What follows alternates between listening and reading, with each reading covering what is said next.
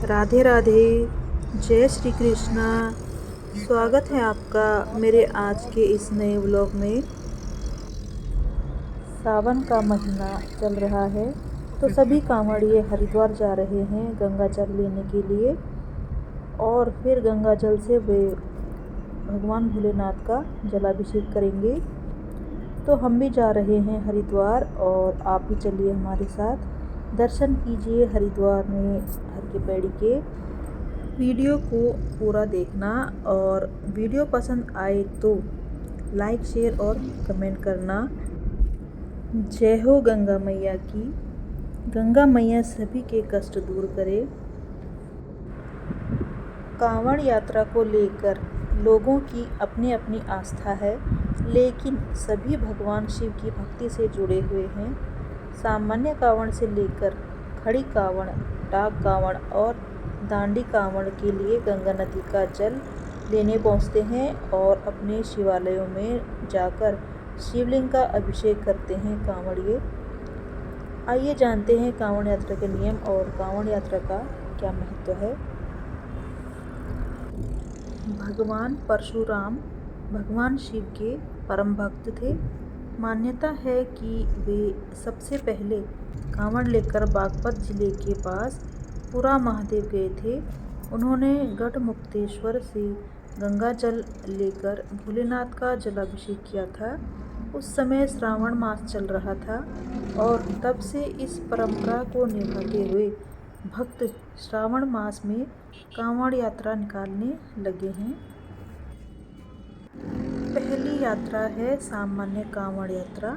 सामान्य कांवड़िए कांवड़ यात्रा के दौरान जहाँ चाहे रुककर आराम कर सकते हैं। आराम करने के लिए कई जगह पंडाल लगे होते हैं जहाँ वह विश्राम करके फिर से यात्रा शुरू करते हैं।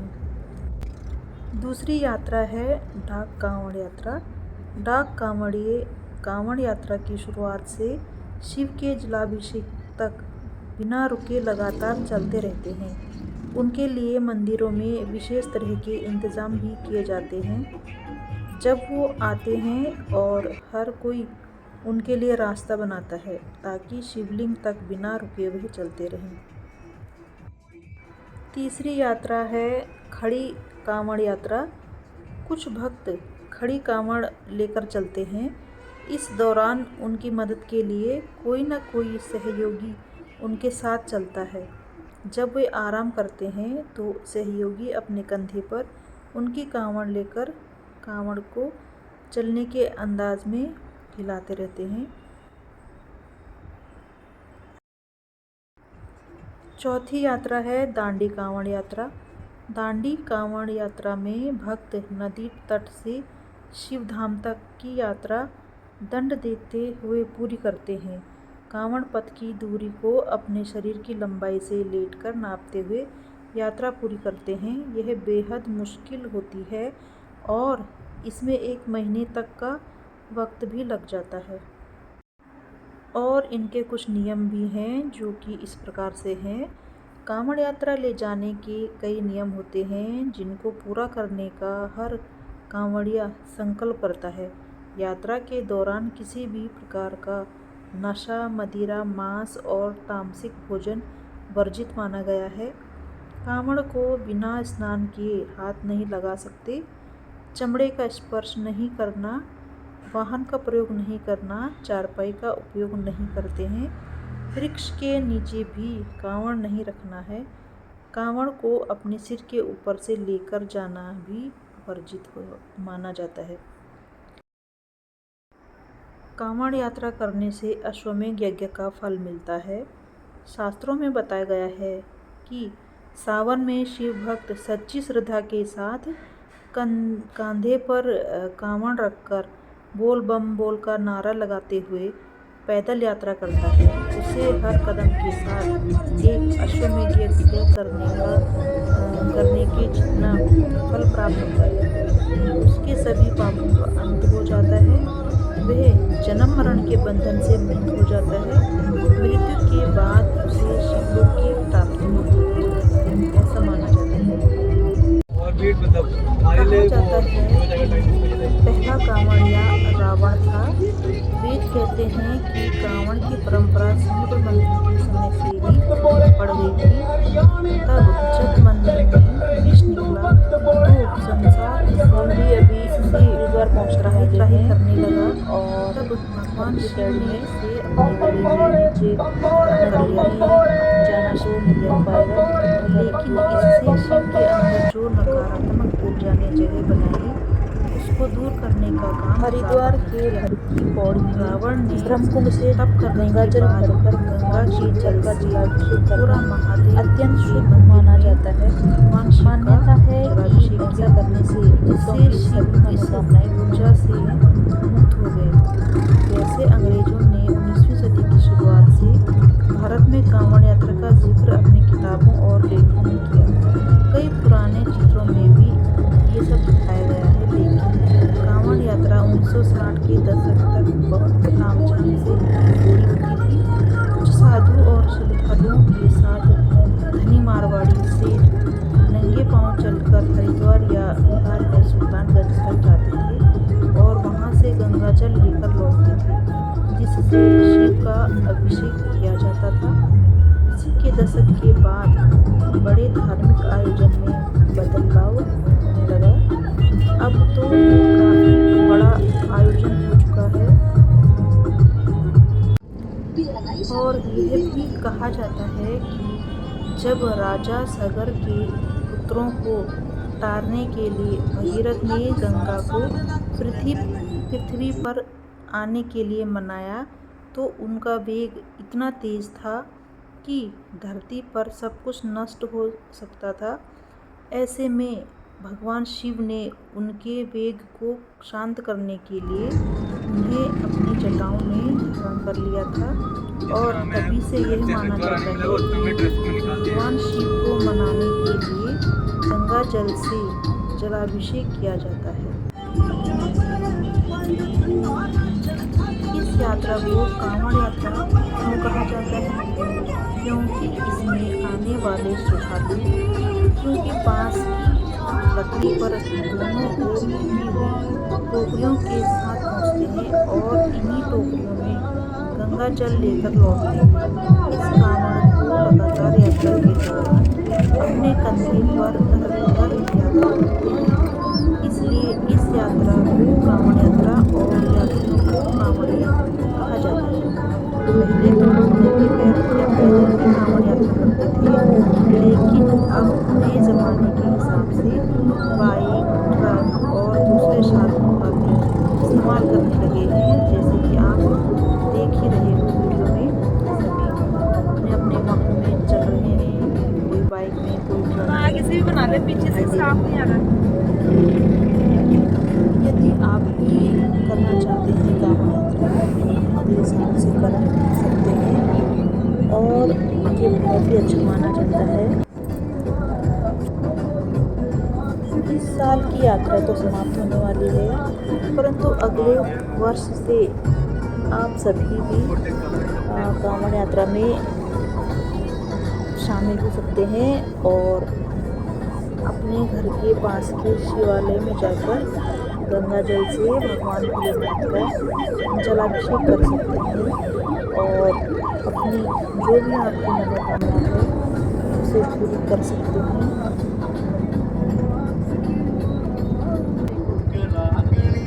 आज तो बहुत ही ज़्यादा भीड़ है और हर की पैड़ी तक जाना मुश्किल है गंगा जल लेने के लिए, क्योंकि हमें भी गंगा जल लेना था वहाँ से, लेकिन बहुत ज़्यादा भीड़ है। कार से उतरना भी मुश्किल ही है, जाने में ही इतना टाइम लग गया है, फिर वापस आना भी है, घर भी जाना है। तो अभी देखते हैं आगे कहाँ तक पहुँचते हैं।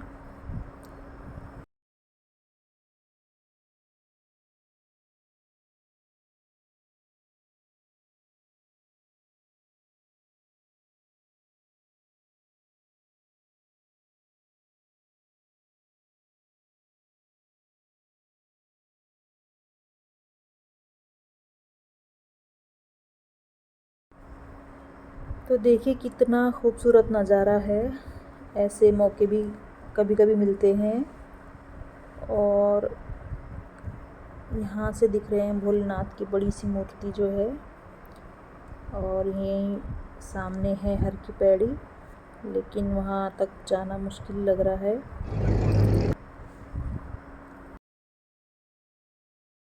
सोचा तो था कि गंगा जी में स्नान करेंगे और गंगा जल भी लेकर आएंगे और नज़दीक से आपको गंगा मैया के दर्शन कराएंगे, लेकिन बहुत ज़्यादा भीड़ होने के कारण हम वापस जाएंगे।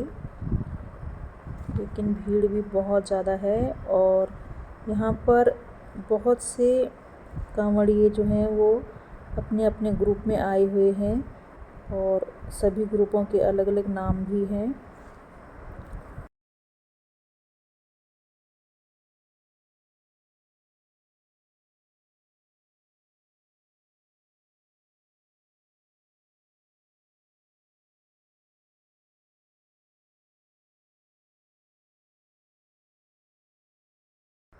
अभी यहाँ का मौसम भी बहुत ज़्यादा गर्म हो रखा है, धूप हो रही है तेज़ और बहुत ज़्यादा गर्मी लग रही है। हम तो कार में बैठे हैं फिर भी ठीक हैं, लेकिन जो बाहर लोग हैं लग रहा है कि बहुत ही ज़्यादा भीड़ हो रही है और गर्मी बहुत ज़्यादा लग रही है। ऊपर देखो सूरज।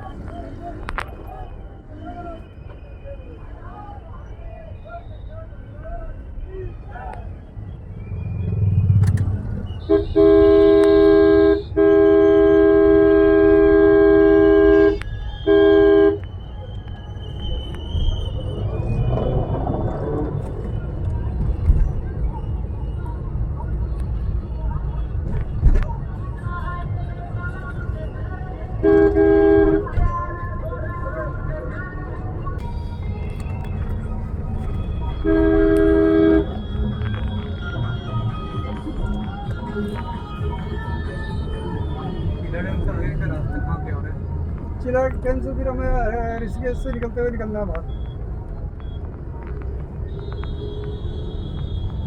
वो हो जाएगा, देखते हैं। चिला डैम से हमें उन्हें वो रास्ता मिल जाएगा, सही है।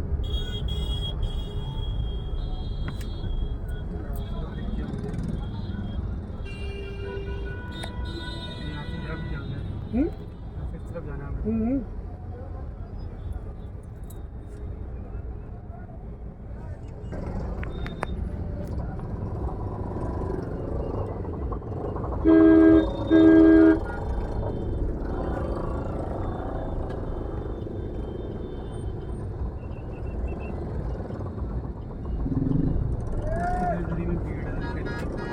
इधर इधर में भीड़ है, बाकी तो एक लाइन निकलेंगे।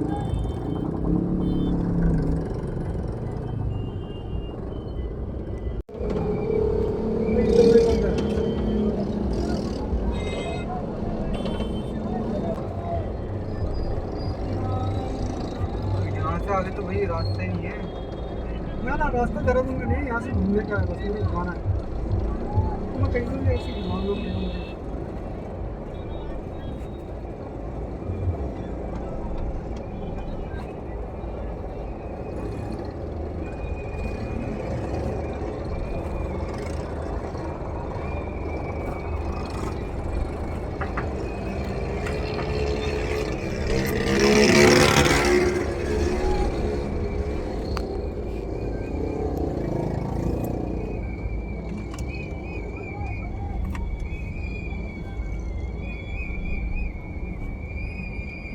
यहाँ से शायद नीचे से रास्ता है उसका। वो जहाँ से वो गाड़ी आ रही है ना। हाँ वही रास्ता है।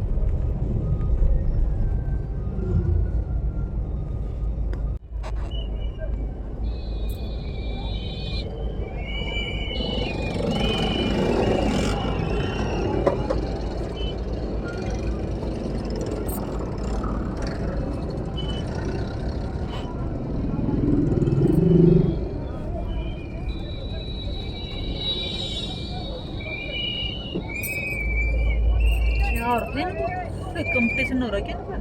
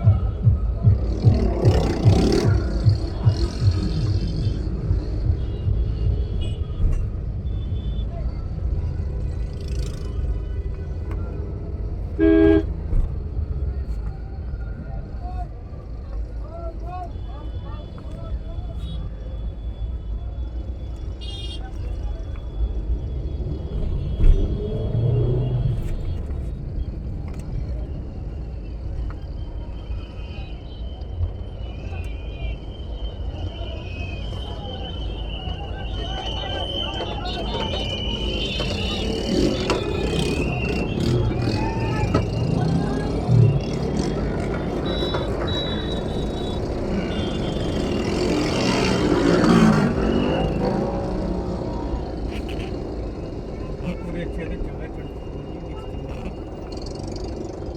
बस बना रखा था लेकिन जमीन पे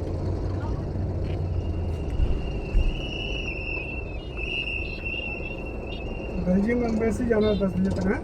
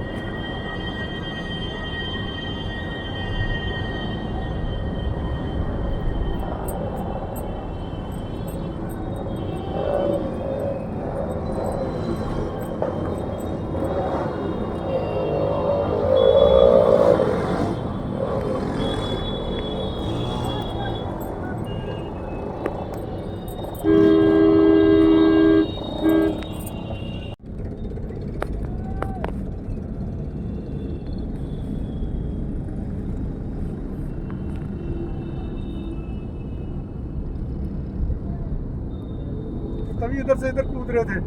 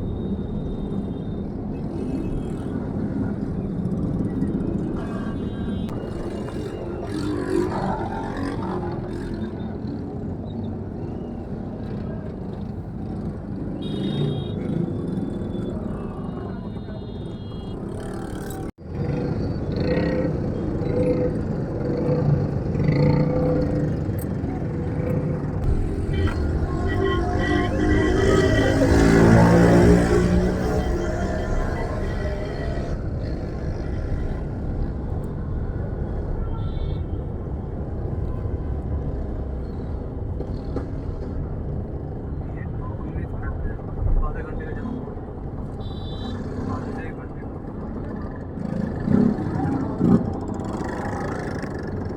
खाली रास्ता बाहर निकला।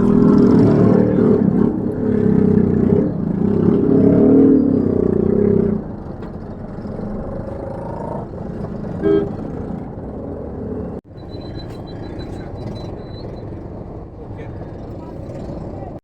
और मुझे वो हाँ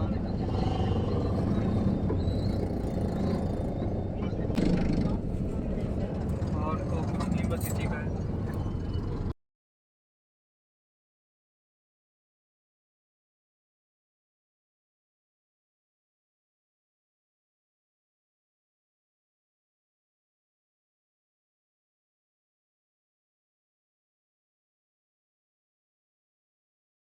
पीछे जो टर्न वाले उनकी जितनी ना ना वहाँ से आ रहे हैं, फिर वो इधर से चढ़ रहे हैं ना, पानी लेके आ रहे हैं, फिर वो जा रहे हैं अपने अपनी जगहों पे।